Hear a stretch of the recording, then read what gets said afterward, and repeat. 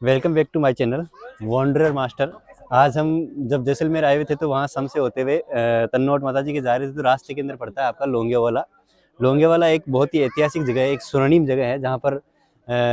एक बहुत अच्छा खासा भारत और पाकिस्तान के बीच में युद्ध हुआ था, जिसका इंट्रोडक्शन एज ए इंट्रोडक्शन मैं यहाँ पे अभी इस व्लॉग की शुरुआत करूँगा, जिसके अंदर हम आपको यहाँ का इतिहास बताने वाले हैं कि किस तरीके से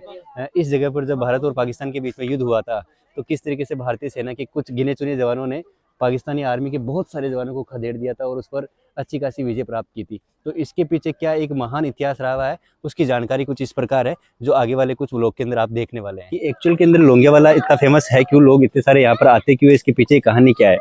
इसके पीछे काफ़ी एक अच्छा इतिहास रहा हुआ है, स्वर्णिम इतिहास रहा हुआ है, जिसके बारे में जानोगे तो आपको काफ़ी ऐसे गौरवान्वित महसूस होगा कि हाँ बहुत अच्छी घटना हुई थी। एक्चुअल के अंदर यहाँ पर एक घटना हुई थी 1971 की।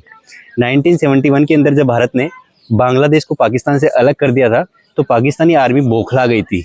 पाकिस्तानी आर्मी बौखला गई तो उन्होंने सडन यहाँ पर लोंगेवाला में, इसी जगह पर जहाँ पर अभी हम खड़े हैं, इसी जगह पर अटैक किया था। पाकिस्तानी आर्मी ने कम से कम अपने 45 टैंक के साथ साथ 3000 सैनिकों को यहाँ पर भेजा था।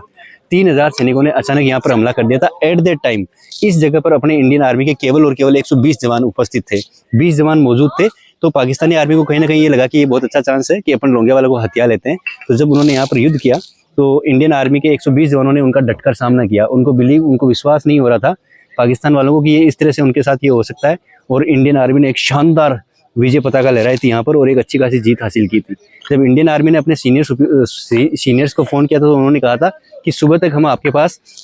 एयरफोर्स की सेना भेज देंगे, आपको उनका सामना करना पड़ेगा। तो उन्होंने यहाँ पर उनका सामना किया था और जो डटकर सामना किया था उसके आधार पर देखा जाए तो उनके कई सारे टैंक जब हथिया लिए गए थे और उनके कम से कम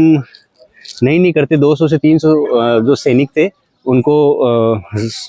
उनकी लैंग्वेज में कहूँ तो शहीद हो गए थे या फिर उनको मार गिराया था। अपने इंडियन आर्मी के 2 से 3 जवान शहीद हुए थे। उनके कई सारे टैंक ऐसे हैं जिनको हथिया लिया गया था। अभी जब मैं लोंगेवाला आपको डिटेल में दिखाऊंगा तो मैं आपको ये भी दिखाऊंगा कि कौन कौन से टैंक युद्ध में काम में लिए गए थे, कौन कौन सी जो एयरक्राफ्ट काम में लिए गए थे या फिर जो आपकी मशीन गन काम में ली गई थी, और कुछ आपके अभी तक पाकिस्तानी टैंक भी यहाँ पर हथियाए गए थे, वो भी यहाँ पे रखे हुए हैं और उनको भी मैं आपको दिखाऊंगा कि कौन कौन सा टैंक यहाँ पे हथियाया गया था। फिर यहाँ से हम एक व्यू पॉइंट है उस पर भी जाके आएंगे जहाँ से हम देखेंगे कि हमारे को वहाँ से पाकिस्तानी आर्मी के या पाकिस्तानी बॉर्डर के हमारे को चेक पोस्ट वगैरह दिखाई देते हैं और बीच के अंदर किस प्रकार से बंकर बने हुए थे जिनके अंदर से अपनी इंडियन आर्मी के जवानों ने उनका बखूबी से सामना किया था और उनको अच्छे खासा सबक सिखाया था कि किसी को भी ऐसे कम संख्या में देखकर हमला करने से कुछ नहीं होता है, और एक बहुत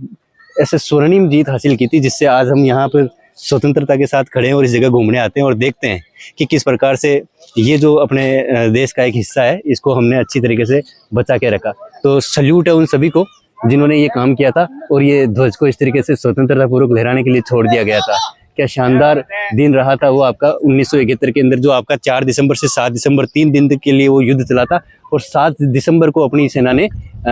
इस युद्ध पर विजय हासिल करी थी। 4 दिसंबर को शुरू हुआ था जो 3 दिन चला था, मगर 3 दिन के अंदर उनके 3000 सैनिकों को और उनके टैंकों को जो ध्वस्त किया था और जिस प्रकार से विनाश किया था वो देखने लायक कहानी है, जिसका आपने कहीं ना कहीं